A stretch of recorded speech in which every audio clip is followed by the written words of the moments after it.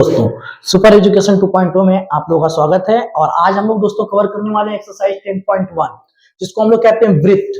तो वृत्त का थोड़ा सा हम लोग इंट्रोडक्शन देखेंगे, फिर उसके बाद 10.1 एक्सरसाइज देखेंगे। उसके बाद नेक्स्ट वीडियो में आपको 10.2 मिलेगा और वृत्त पूरी तरीके से खत्म हो जाएगा। ये बहुत इंपॉर्टेंट चैप्टर है, बहुत ज्यादा इंपॉर्टेंट है। इस 10.1 से आपको 3 नंबर के 2 से 3 नंबर के क्वेश्चन 100% पेपर में मिलेंगे। इस बात का आप एकदम श्योर रहिए इस बात पे, 2 से 3 नंबर के क्वेश्चन 100% मिलेंगे। आइए टाइम बिना वेस्ट करते हुए हम लोग क्या करते हैं, एक्सरसाइज स्टार्ट करते हैं। छोटा सा इंट्रोडक्शन पहले देखते हैं कि सर वृत्त किसे कहते हैं। अगर हम बच्चों वृत्त की बात करें, सर्किल की बात करें, तो कहा गया है बिंदुओं का ऐसा समूह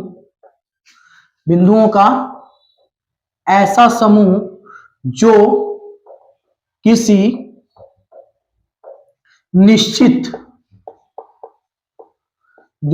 निश्चित बिंदु से समान दूरी पर हो। जो किसी निश्चित बिंदु से क्या हो बच्चों, समान दूरी पर हो। ध्यान दीजिएगा हमारी बात पे। बिंदुओं का ऐसा समूह जो किसी निश्चित बिंदु से क्या हो, समान दूरी पर हो। देखिए एक फिक्स पॉइंट है निश्चित बिंदु और इसके चारों तरफ बिंदुओं का ऐसा समूह है जो इससे समान दूरी पर है। इससे क्या है, समान दूरी पर है। तो इस चीज को, इस आकृति को जो हमारे पास आपको ये दिखाई दे रही है, इसको हम लोग कहेंगे, क्या कहेंगे बच्चों, इसको कहेंगे वृत्त, इसको कहेंगे हम लोग सर्किल। अब ध्यान से हमारी बात समझिएगा। इस सर्किल का जो ये हिस्सा है जो इसको कवर कर रहा है चारों तरफ से, इसको हम बना देते हैं इस तरीके से। जो चारों तरफ से इसको कवर कर रहा है बाबू, इसको हम लोग कहेंगे ये है परिधि। छोटा सा इंट्रोडक्शन देख लीजिए, क्या कहेंगे इसको, परिधि। और इसको कहेंगे बाबू केंद्र। और ये हमारे पास है O। और अगर परिधि पर एक बिंदु सपोज कर लीजिए यहां पर ए और O को मिला देंगे तो ये कहलाएगा हमारे पास त्रिज्या, जिसको हम लोग R से रिप्रेजेंट करते हैं। ये क्या कहलाएगा, त्रिज्या। समझिएगा ध्यान से। और एक बात आपको बता देते हैं कि वृत्त अगर है सपोज ऐसे, मान लीजिए ये इसका केंद्र है, यहां परिधि पर A है और यहां पर परिधि पर क्या है, B है। और अगर इन दोनों बिंदुओं को आपस में मिला रहे हैं जो केंद्र से होके जा रही है, जो क्या हो रही है, केंद्र से होके जा रही है, तो इसको हम लोग कहते हैं बाबू, इसको कहते हैं व्यास।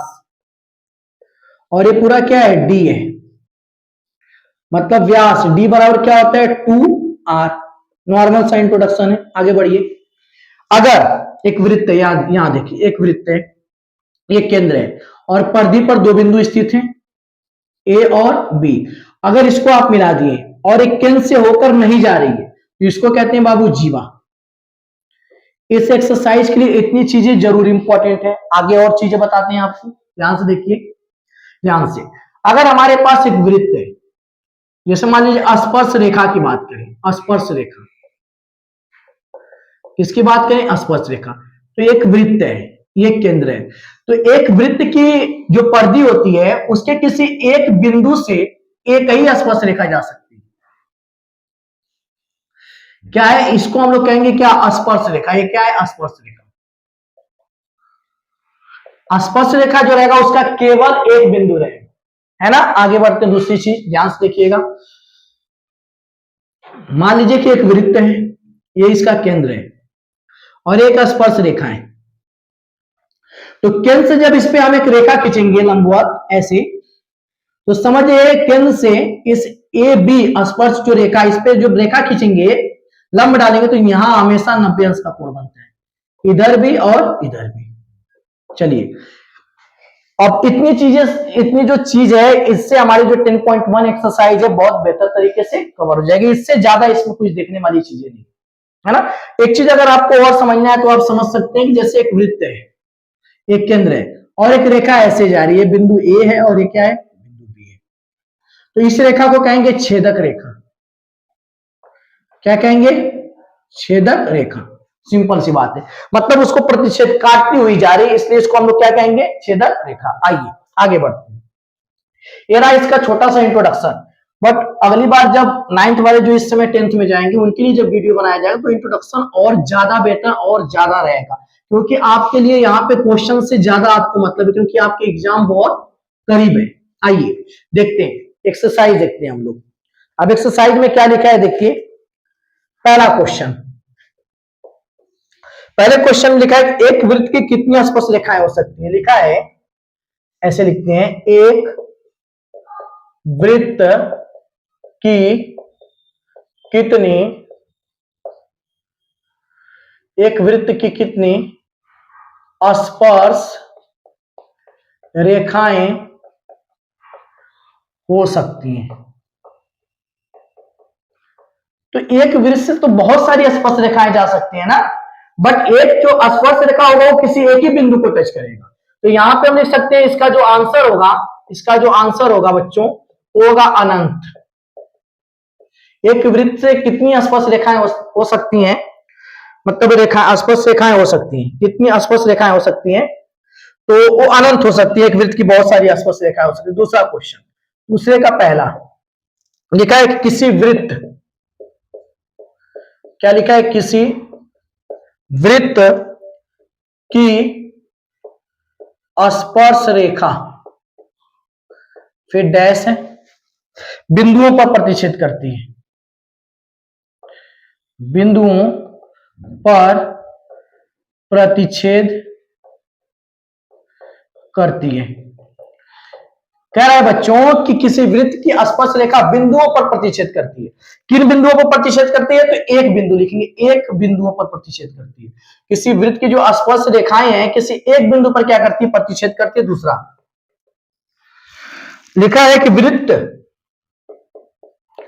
को दो बिंदुओं पर प्रतिच्छेद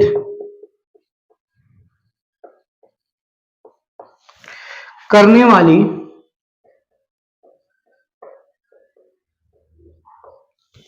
रेखा को डैश कहते हैं।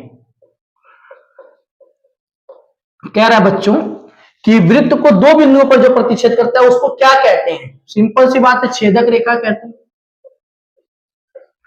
छेदक रेखा कहते हैं। अभी बताएं आपको, आगे तीसरा दिया इसमें,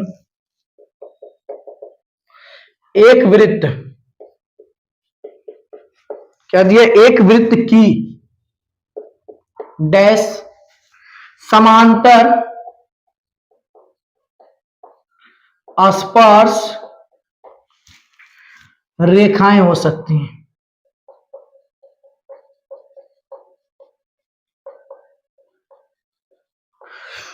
तो बच्चों एक वृत्त की मतलब कह रहा है कि जो वृत्त रहेगा उसके समांतर स्पर्श कितनी रेखाएं हो सकती है। सिंपल सी बात है, दो समांतर स्पर्श रेखाएं हो सकती हैं। कैसे, आप कहेंगे कैसे, तो हम कहेंगे बाबू देखिए ये हमारे पास वृत्त, ये हो गया केंद्र, एक स्पर्श रेखा इधर और एक स्पर्श रेखा इधर, समांतर हो गया। अगर आप दूसरा देखेंगे तो ये कि यहां पर और एक यहाँ पे, मतलब ये इसके समांतर ये इसके समांतर, दो समांतर स्पर्श रेखाएं हो सकती है। सिंपल सी बात। चौथा क्वेश्चन, चौथा लिखा है वृत्त तथा उसकी स्पर्श रेखा के उभयनिष्ठ बिंदु को डैश कहते हैं। कह रहा है कि वृत्त तथा उसकी स्पर्श रेखा के उभयनिष्ठ बिंदु को कहते हैं स्पर्श बिंदु। क्या कहते हैं, स्पर्श बिंदु। सिंपल सी बात है।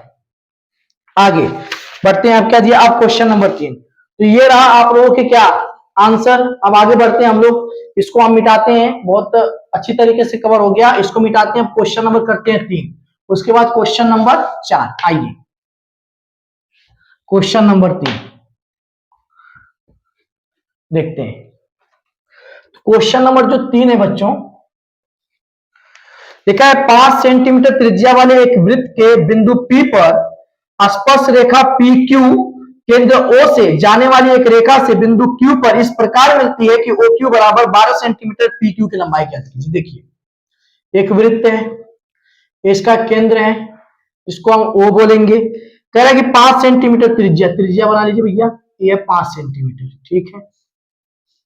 कह रहा है कि वाले एक वृत्त के बिंदु P पर, मान लो ये बिंदु P है, स्पर्श रेखा PQ, मान लीजिए कि यहाँ पे कहीं हमारे पास Q है और इसको एक रेखा क्या कर रही है, स्पर्श करते हुए ऐसे जा रही है। चलिए ठीक है, O से जाने वाली एक रेखा से बिंदु Q पर मिलती है। चलिए मिल गई है, तो कह रहा है कि OQ बराबर 12 सेंटीमीटर। चलिए ठीक है, फिर हमसे कह रहा है कि PQ की लंबाई ये निकालना है हमको, ये कितना होगा, ये कितना होगा, तो यहां बनेगा 90 डिग्री। हमने पहले ही बताया है कि केंद्र से जब किसी स्पर्श रेखा पर एक रेखा लंब डालेगा तो वहां पे 90 अंश का कोण बनेगा। लिखेंगे त्रिभुज POQ में पाइथागोरस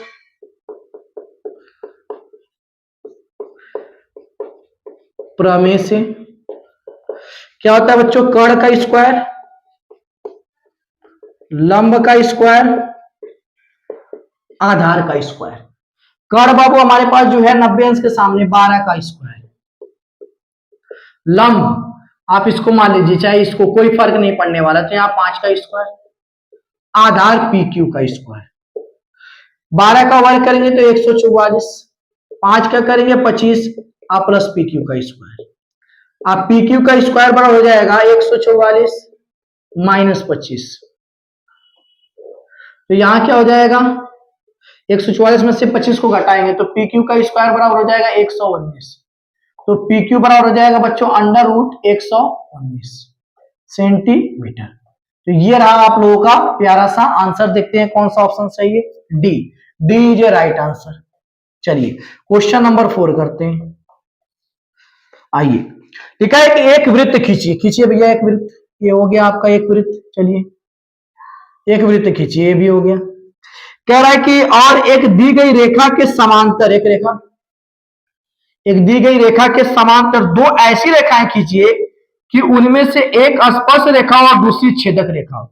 लीजिए भैया, ये स्पर्श रेखा होगी समांतर और एक छेदक रेखा होगी, बस ये खत्म हो गया। देखिए ये L1 L2 L3 काम हमारा खत्म। तो ये रहा आपके 4 क्वेश्चन एक्सरसाइज 10.1 के बहुत बेहतर तरीके से, बहुत आराम से और बहुत अच्छी तरीके से कवर हो गए। दोस्तों इस एक्सरसाइज से आपको 2 नंबर के क्वेश्चन 100% मिलेंगे, 2 नंबर के क्वेश्चन। तो इसलिए इसको बहुत ध्यान से देखिएगा, एक बार देखिएगा कवर हो जाएगा, बहुत ज्यादा कुछ है नहीं इसमें। तो मिलते हैं दोस्तों हम लोग अब नए वीडियो में, जो 10.2 होगा उसमें से दोस्तों आपके पेपर में 3 से 4 क्वेश्चन मिलने वाले, कम से कम 2 क्वेश्चन तो मिल जाएंगे, अधिक से अधिक 3-4 क्वेश्चन मिलेंगे 100%। तो उसको देखना मत भूलिएगा, है ना। तो आज के लिए बस इतना ही, थैंक यू।